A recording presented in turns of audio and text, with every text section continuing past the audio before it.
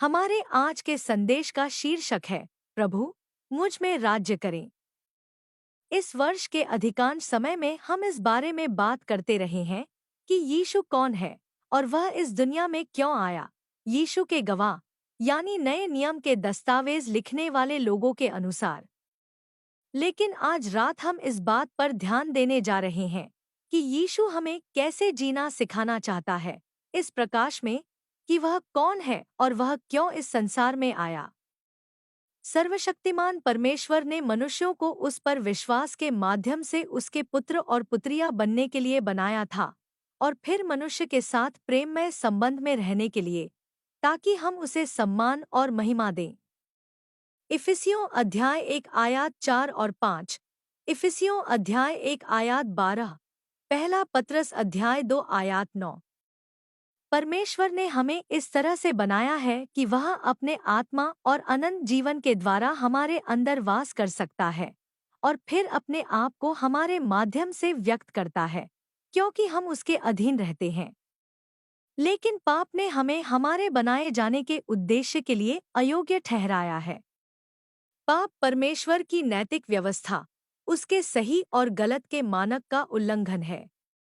हम सभी ने अपने तरीके से जीने का मार्ग चुना है। यशायाह अध्याय 53 आयात 6, क्योंकि सभी ने पाप किया है, सभी परमेश्वर की महिमा से रहित हैं। रोमियो अध्याय 3 आयात 23। 2000 साल पहले यीशु, त्रिएकत्व का दूसरा व्यक्ति, परमेश्वर पुत्र, कुंवारी मरियम के गर्भ में एक मनुष्य शरीर लेकर इस दुनिया में पैदा हुआ था। यीशु पूरी तरह से परमेश्वर होते हुए भी एक मनुष्य बना। लूका अध्याय 1 आयात 31 और 35। यीशु ने मनुष्य शरीर ग्रहण किया ताकि वह मनुष्य के पापों के लिए बलिदान के रूप में अपनी जान दे सके। ऐसा करके उसने उन सभी के लिए मार्ग खोल दिया जो उस पर विश्वास करते हैं, कि वह परमेश्वर के साथ उनके संबंध को फिर से बहाल करें और मनुष्य को उसके बनाए जाने के उद्देश्य में फिर से बाहर करें। इब्रानियों अध्याय 2 आयात 14 और 15, कुलुस्सियों अध्याय 1 आयात 19 और 22, यूहन्ना अध्याय 3 आयात 16। नया नियम यह स्पष्ट करता है कि परमेश्वर किस प्रकार के पुत्र और पुत्रियों की इच्छा करता है। परमेश्वर पवित्र, धर्मी पुत्र और पुत्रियों को चाहता है जो चरित्र और व्यवहार में यीशु की तरह हों। इफिसियों अध्याय 1 आयात 4 और 5, यहाँ तक कि संसार को बनाने से पहले परमेश्वर ने हमसे प्रेम किया और हमें मसीह में पवित्र और उसकी दृष्टि में निर्दोष होने के लिए चुना। उसकी अपरिवर्तित योजना हमेशा हमें यीशु मसीह के माध्यम से अपने पास लाकर अपने परिवार में अपनाने की रही है और इससे वह प्रसन्न हुआ। रोमियो अध्याय 8 आयात 29, क्योंकि परमेश्वर अपने लोगों को पहले से जानता था और उसने उन्हें अपने पुत्र के समान होने के लिए चुना, ताकि उसका पुत्र बहुत से भाइयों और बहनों में जेठा हो। क्रूस पर यीशु का बलिदान इतना प्रभावी था कि जब हम परमेश्वर की ओर मुड़ते हैं तो वह हमारे पाप को क्षमा कर सकता है, हमें धर्मी घोषित कर सकता है, अपने आत्मा के द्वारा हमारे अंदर वास कर सकता है और हमें उसके पुत्रों और पुत्रियों के रूप में फिर से बहाल कर सकता है। यूहन्ना अध्याय 1 आयात 12। यीशु मारा गया न केवल हमें परमेश्वर के साथ सही बनाने के लिए, बल्कि हमें स्वयं के साथ संबंध में पुनर्स्थापित करने के लिए भी। वह हमें पवित्र और धर्म बनाने के लिए मारा गया ताकि हम हमारे सभी विचारों, उद्देश्यों, वचनों और कार्यों में पवित्र और धर्मी ठहर सकें। वह हमें हमारे चरित्र और व्यवहार में धर्मी या सही बनाने के लिए मरा। दूसरा कुरिन्थियों अध्याय 5 आयात 21। मानव स्वभाव पाप से भ्रष्ट हो गया है। यह पहले मनुष्य आदम से शुरू हुआ जब उसने पाप किया। जब आदम ने परमेश्वर की अवज्ञा की और निषिद्ध वृक्ष से खाया, तो उसने सही और गलत का अपना मानक निर्धारित किया। क्योंकि आदम को स्वैच्छिक अधीनता और परमेश्वर के प्रति आज्ञाकारिता में जीने के लिए बनाया गया था, उसने अपनी अवज्ञा के माध्यम से खुद को भ्रष्ट किया। उसकी पसंद ने उसके अंदर की मानव जाति को भी प्रभावित किया। सभी मनुष्यों को आदम से एक भ्रष्टता विरासत में मिली है, जो हमें अपने तरीके से जीने और अपनी इच्छा को परमेश्वर और उसकी इच्छा से ऊपर रखने के लिए प्रेरित करती है। हम स्वार्थ की ओर झुकाव के साथ पैदा होते हैं, जैसे स्वयं को परमेश्वर और दूसरों से ऊपर रखना, और हम जो करना चाहते हैं वह करना। रोमियो अध्याय 5 आयत 19। दूसरा कुरिन्थियों अध्याय 5 आयत 15। यीशु ने सभी के लिए अपनी जान दी, ताकि जो लोग उसका नया जीवन प्राप्त करे वे अब खुद को प्रसन्न करने के लिए न जिए, बल्कि उसे जिससे अपनी जान हमारे लिए दी। उद्धार हमारे पापों को क्षमा करने से अधिक है, ताकि जब हम मरें तो हम स्वर्ग में जा सकें। यह मानव स्वभाव की बहाली के बारे में है, ताकि हम परमेश्वर के पुत्रों और पुत्रियों के रूप में अपने बनाए जाने के उद्देश्य में वापस आ सकें, जो हर विचार, वचन और कार्य में पूरी तरह से परमेश्वर की महिमा करता है। यह बहाली एक प्रक्रिया है। यह तब शुरू होती है जब हम यीशु पर विश्वास करते हैं। वह अपने आत्मा के द्वारा हम में वास करता है, और जब हम उसके साथ सहयोग करते हैं तो वह हमें अपने समान तेजी से बनाने के लिए हमारे अंदर काम करना शुरू कर देता है। अभी हम प्रगति में कार्य पूरा कर चुके हैं। यीशु में विश्वास के माध्यम से पूरी तरह से परमेश्वर के बेटे और बेटियां, लेकिन अभी तक पूरी तरह से मसीह के समान हम नहीं बन पाए, हमारे अस्तित्व के हर हिस्से में। हालांकि जिसने हम में एक अच्छा काम शुरू किया है, वह इसे पूरा करेगा, क्योंकि हम उसके प्रति वफादार रहेंगे। पहला यूहन्ना अध्याय 3 आयत 1 और 4। फिलिप्पियों अध्याय 1 आयत 6। पिछले कुछ संदेशों में हमने पश्चाताप पर जोर दिया है। यीशु ने कहा कि वह पापियों को बुलाने आया है। मत्ती अध्याय 9 आयत 13। पश्चाताप पुनर्स्थापना की प्रक्रिया में पहला कदम है, जो अब यीशु के बलिदान के कारण मानवता के लिए उपलब्ध है।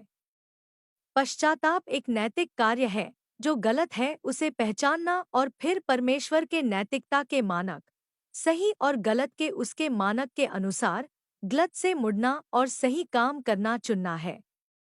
पश्चाताप परमेश्वर की ओर से एक उपहार है, जो उसके अनुग्रह की अभिव्यक्ति है। जब तक वह हमें अपने आत्मा के द्वारा आकर्षित नहीं करता, तब तक कोई भी पहले प्रभु की ओर नहीं मुड़ता। प्रेरितों के काम अध्याय 11 आयत 18, रोमियो अध्याय 2 आयत 4, पहला कुरिन्थियों अध्याय 12 आयत 3, यूहन्ना अध्याय 6 आयत 44। पश्चाताप आपके बनाए जाने के उद्देश्य के लिए एक स्वैच्छिक वापसी है। आप पाप से परमेश्वर की ओर मुड़ना चुनते हैं। आप पाप का त्याग करते हैं और परमेश्वर के लिए जीते हैं, और सर्वशक्तिमान परमेश्वर और उसके मार्ग की ओर मुड़ते हैं। पश्चाताप एक स्वस्थ आत्मिक जीवन का एक मजबूत हिस्सा भी है। जैसे जैसे आप यीशु में बढ़ते और मजबूत होते हैं, आप उत्तरोत्तर अपने जीवन में उन चीजों को पहचानते हैं जिन्हें बदलने की आवश्यकता है, जैसे आपका बुरा व्यवहार, दृष्टिकोण, उद्देश्य। पश्चाताप उन चीजों से मुड़ना है जिन्हें आज तक आप करते आ रहे थे, जो आपकी दृष्टि में सही था लेकिन वास्तव में वे गलत था। यह आपके पिता परमेश्वर के साथ आपके रिश्ते का एक उपयुक्त हिस्सा है। आइए आगे देखें कि नए नियम में पश्चाताप शब्द और स्वयं की सेवा करने से परमेश्वर की सेवा करने की अवधारणा का उपयोग कैसे किया गया है। यीशु का जन्म पहली सदी के इस्राएल में हुआ था, वह जो एक यहूदी लोगों का समूह था, जो पुराने नियम के भविष्यद्वक्ताओं के लेखन के आधार पर परमेश्वर से एक मसीहा की अपेक्षा कर रहा था, जो पृथ्वी पर अपने दृश्यमान राज्य को स्थापित करेगा, पृथ्वी को नवीनीकृत और पुनर्स्थापित करेगा, और फिर अपने लोगों के साथ हमेशा के लिए रहेगा। दानियेल अध्याय 2 आयत 44, दानियेल अध्याय 7 आयत 27। सदी की शुरुआत में इस्राएल में बहुत प्रत्याशा थी कि मसीहा के आगमन का समय निकट था। उस वातावरण में यूहन्ना नाम का एक व्यक्ति आया। उसने एक संदेश का प्रचार किया कि मनुष्य को पश्चाताप करना चाहिए क्योंकि स्वर्ग का राज्य निकट है। मत्ती अध्याय 3 आयात 1 और 2, मरकुस अध्याय 1 आयात 3 और 4। यूहन्ना ने लोगों को प्रभु के आने के लिए तैयार करने के लिए बपतिस्मा दिया। उन्हें पाप से परमेश्वर की ओर मुड़ने का आग्रह किया। जिस तरह से आप जीते हैं, उससे साबित करें कि आप वास्तव में अपने पापों से परमेश्वर की ओर मुड़ गए हैं। मत्ती अध्याय 3 आयात 8। जब यीशु उस वक्त आया, तो उसने उसी संदेश की घोषणा की।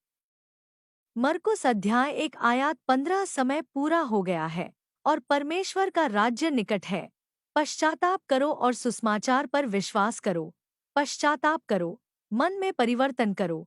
अपने पिछले पापों के लिए पछतावा बेहतरी के लिए आचरण में परिवर्तन लाता है। हम परमेश्वर के राज्य पर कई संदेश बना सकते हैं। अभी के लिए इन पॉइंट्स पर विचार करें। राज्य के लिए यूनानी शब्द का अर्थ है प्रभुत्व या शासन। परमेश्वर का राज्य उसके शासन का क्षेत्र है या जहां परमेश्वर शासन करता है। स्वर्ग आंशिक रूप से परमेश्वर का राज्य है क्योंकि वह वहां राज्य करता है और उसकी इच्छा स्वर्ग में पूरी होती है। अभी पृथ्वी परमेश्वर के विरुद्ध सार्वभौमिक विद्रोह का दृश्य है। आदम के पाप के कारण शैतान अब इस संसार का देवता है और अंधकार के एक नकली राज्य की अध्यक्षता करता है जो परमेश्वर के विद्रोह में है। लूका अध्याय 4 आयात 6, दूसरा कुरिन्थियों अध्याय 4 आयात 4, यूहन्ना अध्याय 12 आयात 31। हमारी वर्तमान चर्चा का मुद्दा यह है। यीशु ने इस संसार में परमेश्वर के शासन को फिर से बहाल करने और फिर से स्थापित करने की प्रक्रिया शुरू करने के लिए 2000 साल पहले समय और कुदरत के दायरे में प्रवेश किया था। यह संसार परमेश्वर का संसार है। उसने इसे अपनी महिमा के लिए और अपने परिवार के लिए एक घर होने के लिए बनाया था। यीशु पहली बार अपने आप को पाप के लिए बलिदान के रूप में अर्पित करने के लिए आया था और मनुष्य के लिए परमेश्वर के साथ प्रेममय संबंध स्थापित करने और मनुष्य को उसके बनाए जाने के उद्देश्य के लिए बहाल होने का मार्ग खोलने के लिए आया था। लूका अध्याय 19 आयात 10, यूहन्ना अध्याय 3 आयात 16। जब आदम ने विद्रोह किया तो पृथ्वी भ्रष्टता और मृत्यु से भर गई। यीशु पृथ्वी को शुद्ध करने के लिए वापस आएगा और इसे पाप से पहले की स्थितियों में नया और पुनर्स्थापित करेगा। प्रभु पृथ्वी पर अपना दिखाई देने वाला राज्य स्थापित करेगा और हमेशा के लिए अपने परिवार के साथ रहेगा। उत्पत्ति अध्याय 3 आयात 17 और 19, प्रकाशितवाक्य अध्याय 11 आयात 15, प्रकाशितवाक्य अध्याय 21 और 22। भविष्यद्वक्ताओं को स्पष्ट रूप से नहीं दिखाया गया था कि 2000 से अधिक वर्षों से अलग अलग प्रभु के दो आगमन होंगे। पहली सदी में इस्राएल यीशु से पृथ्वी पर एक दृश्यमान राज्य स्थापित करने की अपेक्षा कर रहा था। उन्होंने यीशु से उन्हें राज्य दिखाने के लिए कहा तो उसने उत्तर दिया, परमेश्वर का राज्य आ रहा है, लेकिन इस तरह से नहीं कि तुम अपनी आंखों से देख सको। लोग यह नहीं कहेंगे, देखो यह आ गया, वह यहाँ है, क्योंकि परमेश्वर का राज्य तुम्हारे भीतर है। लूका अध्याय 17 आयात 20 और 21। अपने पुनरुत्थान के बाद यीशु ने उन पुरुषों और स्त्रियों में अपना राज्य, उसका शासन और राज्य स्थापित करना शुरू किया जो पश्चाताप और विश्वास के माध्यम से उनके भीतर उत्पन्न हुआ जब परमेश्वर अपने आत्मा के द्वारा उनके अंदर आया। हमारे अंदर यह उत्पन्न होता है जब हम मसीह में नया जन्म लेते हैं। मसीह का राज्य हम में है क्योंकि यीशु राजा हम में है। जब यीशु ने अपनी पृथ्वी की सेवकाई शुरू की तो मानवता के लिए पहली पुकार पश्चाताप थी और उसने कहा, इस सुसमाचार पर विश्वास करें कि परमेश्वर का राज्य निकट है। समय पूरा हो गया है और परमेश्वर का राज्य निकट है। पश्चाताप करें और सुसमाचार पर विश्वास करें। मरकुस अध्याय 1 आयात 15। यीशु के गवाह हमें बताते हैं कि जब यीशु ने इस्राएल के चारों ओर यात्रा करते हुए यह सुसमाचार सुनाया कि परमेश्वर का राज्य उसका शासन निकट है और लोगों को पश्चाताप करना और विश्वास करना चाहिए, तो उसने मनुष्यों को उसका अनुसरण करने के लिए बुलाया। विशिष्ट लोगों के साथ निम्नलिखित प्रत्येक मुठभेड़ में यीशु का उन्हें पुकारना था, मेरे पीछे हो लो। पतरस और अंद्रियास उनमें से थे। मत्ती अध्याय 4 आयत 19, मत्ती अध्याय 9 आयत 9, यूहन्ना अध्याय 1 आयत 43, मत्ती अध्याय 8 आयत 22, मत्ती अध्याय 19 आयत 21। उनमें से दो पर विचार करें। यीशु ने शास्त्री से कहा, मेरे शिष्य के रूप में मेरे साथ चलना शुरू करो और जीवन की आदत के रूप में ऐसा करना जारी रखो। मत्ती अध्याय 8 आयत 22। यीशु ने पतरस और अंद्रियास से कहा, यहाँ आओ, मेरे पीछे आओ, और मैं तुम्हें मनुष्यों को पकड़ने वाला बनाऊंगा। मत्ती अध्याय 4 आयत 19। ध्यान दे कि यीशु का अनुसरण करना एक निरंतर जीवन की आदत माना जाता है। यह भी ध्यान दे, यीशु ने वादा किया कि यदि आप मेरा अनुसरण करते हैं, तो मैं आपको वही बनाऊंगा जो मैं चाहता हूँ। इन आयतों में जिस यूनानी शब्द का अनुवाद किया गया है, उसका अर्थ उसी तरह से होना है। उस संस्कृति में इस शब्द का एक शिष्य या शिक्षार्थी के रूप में अनुसरण करने का विचार था, यानी एक शिक्षक का अनुसरण करना और उसका शिष्य बनना उसके विश्वास, उसके अभ्यास और उसकी शिक्षा का पालन करना था, या उसके जैसा बनना था। एक शिष्य को अपने शिक्षक के उदाहरण का अनुकरण या नकल करना था। याद रखें, यीशु परमेश्वर के परिवार के लिए एक नमूना है, क्योंकि परमेश्वर अपने लोगों को पहले से जानता था और उसने उन्हें अपने पुत्र के समान बनने के लिए चुना, ताकि उसका पुत्र यीशु कई भाइयों और बहनों में जेठा हो। रोमियो अध्याय 8 आयत 29। अगली आयत इस बात का सारांश है कि कैसे परमेश्वर पापी मनुष्यों को यीशु के समान पुत्रों और पुत्रियों के रूप में उनके बनाए जाने के उद्देश्य के लिए पुनर्स्थापित करता है। जिन्हें उसने पूर्व नियत किया था उन्हें उसने बुलाया भी, और जिन्हें उसने बुलाया था उन्हें धर्मी भी ठहराया, और जिन्हें उसने धर्मी ठहराया उन्हें महिमा भी दी। रोमियो अध्याय 8 आयत 30। परमेश्वर हमें अपने पास आने के लिए बुलाता या आमंत्रित करता है। जब हम उसकी बुलाहट का जवाब देते हैं, तो वह हमें धर्मी ठहराता है, हमारे पाप को क्षमा करता है और हमें धर्मी घोषित करता है। फिर वह हमें अपनी महिमा में शामिल करता है। महिमा पाने का अर्थ है हमारे अस्तित्व के हर हिस्से में हमारा परमेश्वर और उसके आत्मा और अनंत जीवन के साथ जीवित होना। परमेश्वर अपने पवित्र आत्मा के द्वारा फिर धीरे धीरे हमें भ्रष्टता से शुद्ध करता है, हमें शुद्ध करता है और हमें चरित्र और व्यवहार में यीशु की तरह अपने पुत्रों और पुत्रियां होने के लिए बहाल करता है। इस प्रक्रिया में हमारी भागीदारी और सहयोग शामिल है। सबसे पहला कदम पश्चाताप है, अपने पापों से परमेश्वर की ओर मुड़ना। परमेश्वर हमें अपने पास आने के लिए बुलाता है। पश्चाताप उस पुकार के प्रति हमारी प्रतिक्रिया है। पतरस ने इसे जीवन के लिए उपहार कहा। प्रेरितों के काम अध्याय 11 और 18। परमेश्वर जिस पश्चाताप या परिवर्तन की अपेक्षा करता है वह उस जीवन को बदल देता है जिसमें हम अब जी रहे हैं। स्वयं के लिए जीने से परमेश्वर के लिए जीने की ओर मुड़ना। यीशु ने इस बारे में एक बहुत ही विशिष्ट वचन दिया।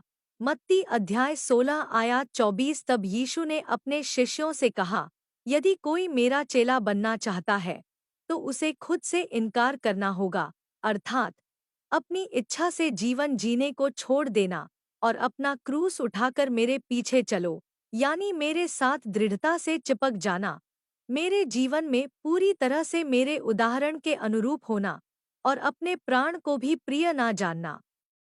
इन अनुवादों पर ध्यान दें। यदि कोई मेरा अनुसरण करना चाहता है तो उसे खुद को ना कहना होगा, उसे अपना क्रूस उठाना होगा और मेरे पीछे चलना होगा। मत्ती अध्याय 16 आयत 24। यदि कोई मेरे पीछे चलना चाहता है तो उसे अपना क्रूस उठाना होगा और मेरे पीछे चलना होगा। मत्ती अध्याय 16 आयत 24। यीशु लोगों से अपनी सारी संसारिक संपत्ति छोड़ने के लिए नहीं कह रहा था। वह उन्हें उस इच्छा को बदलने के लिए कह रहा था जिसके लिए वे जीते हैं, स्वयं को प्रसन्न करने से परमेश्वर को प्रसन्न करने की ओर मुड़ने के लिए, भले ही यह कठिन या महंगा हो। यीशु के लिए क्रूस परमेश्वर की इच्छा के प्रति समर्पण का स्थान था, भले ही यह कठिन था और दर्दनाक था। उसकी सबसे बड़ी इच्छा पिता को प्रसन्न करना और उसकी इच्छा पूरी करना था। मत्ती अध्याय 26 आयत 39। मेरे पीछे हो लेने का अर्थ है मेरे जैसा बनने की कोशिश करना। यीशु अपनी मनुष्यता में हमें दिखाता है कि परमेश्वर के बेटों और बेटियों को कैसे व्यवहार करना चाहिए। हमें मसीह जैसा चरित्र और व्यवहार विकसित करने की इच्छा करनी चाहिए। स्वयं से परमेश्वर की ओर मुड़ने का अर्थ है कि हमारी प्राथमिकताएं, दृष्टिकोण और व्यवहार बदलना चाहिए। अब हम इस जागरूकता के साथ जीते हैं कि अनंत चीजें सांसारिक चीजों से अधिक मायने रखती हैं। हम समझते हैं कि यह दुनिया अपनी वर्तमान स्थिति में हमारा घर नहीं है, हम केवल इससे गुजर रहे हैं। अफसोस की बात है, हमने परमेश्वर के लिए अपनी इच्छा को पूरी तरह से नहीं छोड़ा है। हमें यह याद रखना चाहिए कि हमें परमेश्वर की महिमा करने के लिए बनाया गया है। अगर आपकी सबसे बड़ी इच्छा परमेश्वर की महिमा करना है तो क्या होगा? क्या होगा अगर आपकी प्रार्थनाएं, प्रभु, मुझे आपकी महिमा करने में मदद करें। मुझे ऐसे तरीके से जीने और कार्य करने में मदद करें जो आपको अच्छा लगे। यदि आपकी दिन की पहली प्रार्थना ऐसी हो तो क्या होगा? तेरा राज्य आए और तेरी इच्छा मुझ में पूरी हो। प्रभु, मुझ में और मेरे जीवन में राज्य करो। मत्ती अध्याय 6 आयत 10। एक नास्तिक परिवर्तन कर सकता है उसके लिए, जो उसके लिए जीवन की बेहतर गुणवत्ता पैदा करता है। मैं अपनी सभी पार्टी करना बंद कर दूंगा, सही खाना शुरू कर दूंगा और नियमित रूप से व्यायाम करूंगा। मैं बेहतर लोगों से मिलने की कोशिश करने के लिए चर्च भी जा रहा हूं। लेकिन यह एक स्वार्थी, आत्म केंद्रित पश्चाताप नहीं है। उसने वह अंत नहीं बदला है जिसके लिए वह जी रहा है। वह परमेश्वर की इच्छा और परमेश्वर की महिमा के बजाय अपनी भलाई के लिए बदल गया है। परमेश्वर के लिए जीना और स्वयं के लिए नहीं जीना कैसा दिखता है? ध्यान दें कि पौलुस ने एक सांसारिक कार्य में परमेश्वर की सेवा करने वाले किसी व्यक्ति को क्या लिखा है? तुम दास, तुम्हें अपने हर काम में अपने सांसारिक स्वामियों की आज्ञा का पालन करना चाहिए। उन्हें हर समय प्रसन्न करने की कोशिश करें, न कि केवल तब जब वे आपको देख रहे हों। आप जो कुछ भी करते हैं, उस पर कड़ी मेहनत और खुशी से काम करें, जैसे कि आप लोगों के लिए नहीं बल्कि प्रभु के लिए काम कर रहे हो। कुलुस्सियों अध्याय 3 आयत 22 और 24। लोग कभी कभी पश्चाताप को गलत समझते हैं, लेकिन इसका अर्थ है कि आपको अपने जीवन को शुद्ध करना है और फिर परमेश्वर के पास आना है। आप पाप की स्थिति में परमेश्वर में बने नहीं रह सकते। अपनी इच्छाओं से मुड़कर आपको स्वयं की सेवा करने से परमेश्वर की सेवा करने की ओर मुड़ना होगा। इसलिए हमारा पहला कदम पश्चाताप है। और जैसे जैसे हम यीशु का अनुसरण करते हैं, हम उन परिवर्तनों के बारे में जागरूक हो जाते हैं जो हमें करने चाहिए। पौलुस ने इफिसुस शहर में सुसमाचार का प्रचार किया, जो देवी डायना की आराधना करता था, और भीड़ ने जवाब दिया। पौलुस का संदेश पश्चाताप करना और विश्वास करना था। प्रेरितों के काम अध्याय 20 और 21। प्रेरितों के काम अध्याय 19 आयत 18 और 20 हमें बताता है कि कई जो विश्वासी बन गए थे, उन्होंने अपने पापपूर्ण कामों को स्वीकार किया, और कुछ जो जादू का अभ्यास करते थे, वे अपनी जादू वाली कीमती किताबें लाए और उन्हें जला दिया। जिस इच्छा के लिए वे जीते थे उसे बदलकर उन्होंने परमेश्वर की इच्छा को पूरा करने के लिए अपने जीवन जीने के तरीके को बदल दिया। मैं संसार की ज्योति हूँ। जो मनुष्य मेरा अनुसरण करता है वह कभी भी अंधकार में नहीं चलेगा बल्कि प्रकाश में अपना जीवन बिताएगा। यूहन्ना अध्याय 8 आयत 12। जब आप यीशु का अनुसरण करते हैं तो उसका प्रकाश उन क्षेत्रों पर चमकता है जहां आपको स्वयं से उसकी ओर मुड़ने की आवश्यकता है, इसलिए आप पश्चाताप करते हैं। पौलुस ने मसीहियों को मसीह का अनुसरण करते हुए उसके उदाहरण का अनुसरण करना सिखाया। पहला कुरिन्थियों अध्याय 1 आयत 11। यहाँ पर पौलुस ने अनुसरण यूनानी शब्द का उपयोग किया जिसका अर्थ है अनुकरण मिमेट्स। मेरे उदाहरण का अनुसरण करें जैसा कि मैं मसीह का अनुकरण और अनुसरण करता हूँ। अफसोस की बात है कि कई वर्षों से पश्चिमी दुनिया में एक सींचा हुआ मनुष्य मन केंद्रित सुसमाचार का प्रचार किया गया है। बस यीशु से अपने दिल में बात करे और वह आपको एक अद्भुत जीवन देगा, लेकिन जिसमें यीशु ने उसके अनुसरण के बारे में क्या कहा इसका कोई उल्लेख नहीं है। पश्चाताप एक धार्मिक अनुष्ठान, बंधन या व्यवस्था नहीं है। यह हमारे बनाए जाने के उद्देश्य में बहाल होने का पहला कदम है और मसीह समानता में बढ़ने का एक मजबूत हिस्सा है, क्योंकि हम उन चीजों को पहचानते हैं जिन्हें बदलने की आवश्यकता है। भले ही हम कुछ क्षेत्रों में संघर्ष करना जारी रख सकते हैं, फिर भी हम मसीह के इच्छित लक्ष्य की ओर बढ़ते रहते हैं, इस जागरूकता के साथ कि जिसने हम में एक अच्छा कार्य शुरू किया है वह इसे पूरा करेगा। हमारी इच्छा यह होनी चाहिए कि परमेश्वर हम में जल्दी से राज्य करे और यह कि उसकी इच्छा हम में पूरी हो, क्योंकि हम यीशु का अनुसरण करते हैं और उसके समान बनने की कोशिश करते हैं। अगले हफ्ते और भी बहुत कुछ है चर्चा के लिए। प्रभु आप सभी को आशीष दें। आमीन।